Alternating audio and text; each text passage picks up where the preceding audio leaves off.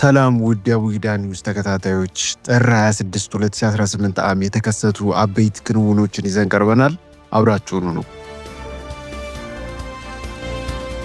በአማራና ትግራይ ክልሎች ይገባኛል ጥያቄ ከሚነሳባቸው አካባቢዎች መካከል አንዱ የሆነው የወልቃይት ጉዳይ እሳቸውም ሆነ የፓርላማ አባላት እንደማይወስኑ ጠቅላይ ሚኒስትር አብይ አህመድ ዛሬ ማክሰኞ ጥር 26 2018 ከህዝብ ተወካዮች ምክር ቤት አባላት ለቀረቡላቸው ጥያቄዎች ማብራሪያ በሰጡበት ወቅት ገለጹ። በወልቃይት ህዝብ ህልውና ላይ መወሰን የሚችለው እዛው የአካባቢው ህዝብ መሆኑን ያመለከቱት ጠቅላይ ሚኒስትሩ የፌዴራል መንግስት አቋም አሁንም ጉዳዩን በህዝቡ ውሳኔ ወይም ሪፈረንደም እና በህጉ አግባብ ይወሰን የሚል መሆኑን ተናግረዋል። የኢትዮጵያ ብሔራዊ ባንክ ዛሬ ያካሄደውን የውጭ ምንዛሬ ጨረታ ውጤት ይፋ አደረገ። ብሔራዊ ባንክ ዛሬ ባካሄደው 17ኛው ዙር የ70 ሚሊዮን ዶላር ጨረታ የአንድ የአሜሪካ ዶላር አማካኝ ዋጋ 155.05 ብር እንዲሆን ወስኗል።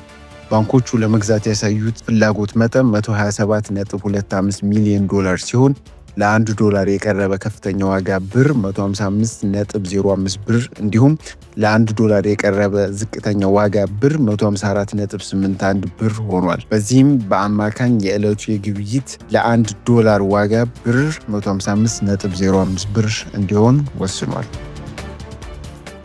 ጠቅላይ ሚኒስትር አብይ አህመድ IMF ስለ ኢትዮጵያ የ2026 የኢኮኖሚ እድገት ትንበያ አስቀምጧል ብለው ያቀረቡት አሃዝ የተሳሳተ ነው ሲል ኢትዮጵያ ቼክ ገለጸ። ጠቅላይ ሚኒስትር አብይ አህመድ ዛሬ የህዝብ ተወካዮች ምክር ቤት ቀርበው የዓለም አቀፍ የገንዘብ ድርጅት IMF ኢትዮጵያ በያዝነው የአውሮፓውያኑ 2026 9.3% አስመዘግባለች ብሎ ተንብዮአል ብለው ለፓርላማ አባላት ገለጻ አድርገዋል። ጠቅላይ ሚኒስትሩ የዘንድሮ በጀት ዓመት የ6 ወር አፈጻጸም ሪፖርት ባቀረቡበት ውሎ በያዝነው የፈረንጆቹ ዓመት ኢትዮጵያ 10% እድገት እንደሚኖራት መንግስታቸው እንደተነበየ አሳውቀዋል።